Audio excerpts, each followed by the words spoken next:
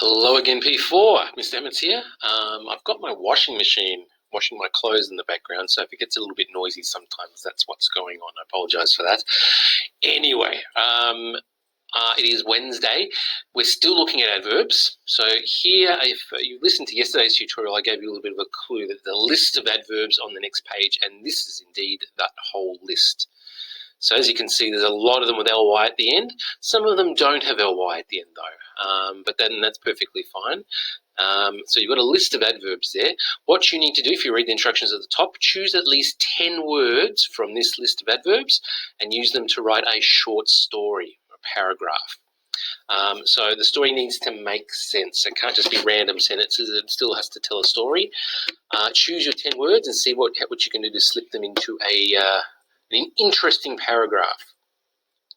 And there are some lines at the bottom of the page to do that. On the next page, we're still identifying adverbs. Look at the sentences below, circle the adverb in each one.